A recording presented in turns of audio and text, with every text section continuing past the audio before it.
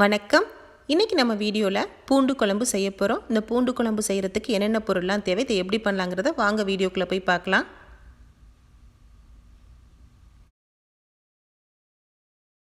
இப்போ நாம் பூண்டு குழம்பு பண்ணுறதுக்கு ஒரு பெரிய எலுமிச்சை சைஸ் அளவுக்கு புளியை எடுத்து இதை நம்ம தண்ணியில் ஊற வச்சுக்கலாம்.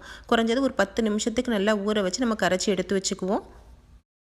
அடுப்பில் பாத்திரத்தை வச்சுட்டு நான் இன்றைக்கி 3 டேபிள் ஸ்பூன் அளவுக்கு நல்லெண்ணெய் சேர்க்குறேன்.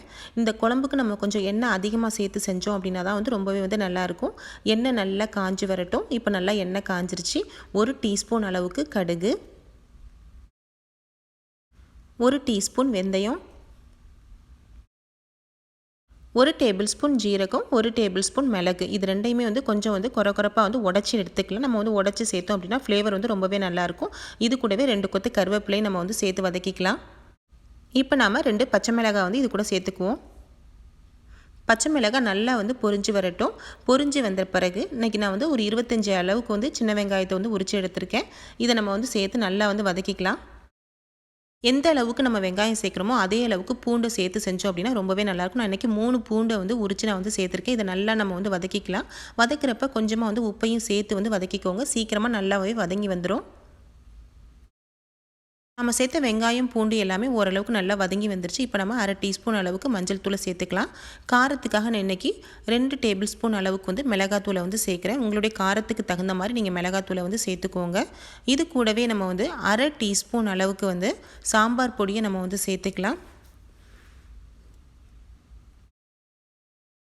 1 டேபிள் ஸ்பூன் அளவுக்கு மல்லிப்பொடியை சேர்த்து நம்ம வதக்கிக்குவோம். இது பூண்டு குழம்பு அப்படிங்கிறதுனால கொஞ்சம் மிளகாத்தூள் அதிகமாக சேர்த்து செஞ்சால் தான் நல்லாயிருக்கும்.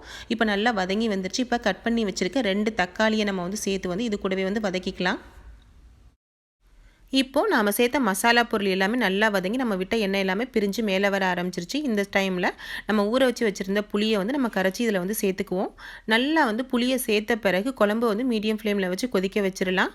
கொதித்து நம்ம எந்த அளவுக்கு உங்களுக்கு குழம்பு தேவையோ அந்த அளவுக்கு சுண்டி வரட்டும்.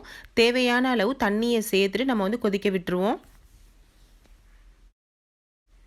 பூண்டு குழம்பு நல்லாவே கொதித்து நல்லா திக்கான பக்குவத்துக்கு வர தான் உங்களுக்கு டேஸ்ட்டு நல்லாவே கிடைக்கும். அதனால் நல்லா கொதிக்க விட்டுருவோம். இப்போ நல்லாவே குழம்பு கொதித்து பாதி அளவுக்கு சுண்டி வந்துருச்சு. நல்லா திக்கான பக்குவத்துக்கு வந்துருச்சு. இந்த டைமில் நம்ம கொஞ்சமாக ஒரு சின்ன பீஸ் அளவுக்கு நம்ம வெல்லத்தை சேர்த்துக்கலாம். சேர்த்து கலந்து விட்டுட்டு ஒரு 2 நிமிஷத்துக்கு மட்டும் நம்ம சிம்மில் வச்சுருந்துட்டு நம்ம ஸ்டவ்வை ஆஃப் பண்ணிடுவோம். இப்போ குழம்பு நல்லா திக்கான பக்குவத்துக்கு வந்துருச்சு. உங்களுக்கு எந்த அளவுக்கு தேவையோ அந்த அளவுக்கு கொதிக்க விட்டுட்டு நீங்கள் ஸ்டவ்வை ஆஃப் பண்ணிடலாம். இந்த ஸ்டேஜ் எனக்கு கரெக்டான அளவில் இருக்குது. இப்போ நம்ம ஸ்டவ்வை ஆஃப் பண்ணிடுவோம். இப்போ சூப்பராக நல்ல டேஸ்டியான பூண்டு குழம்பு நம்ம ரெடி பண்ணியாச்சு. இந்த மாதிரி நம்ம பூண்டு குழம்பு செஞ்சு நம்ம பாட்டிலில் போட்டு ஸ்டோர் பண்ணி வச்சிட்டோம் அப்படின்னா குறைஞ்சது 1 மாதத்துக்கு நம்ம வச்சுட்டு நம்ம யூஸ் பண்ணலாம். இப்போ ரொம்பவே டேஸ்டியாக இருக்கும். ஃப்ரெண்ட்ஸ், உங்களுக்கு இந்த வீடியோ பிடிச்சிருந்துச்சுன்னா லைக் பண்ணுங்கள். உங்கள் நண்பர்களுக்கெல்லாம் ஷேர் பண்ணுங்கள். கூடவே நம்ம சேனலை மறக்காமல் சப்ஸ்கிரைப் பண்ணுங்கள். தேங்க்யூ.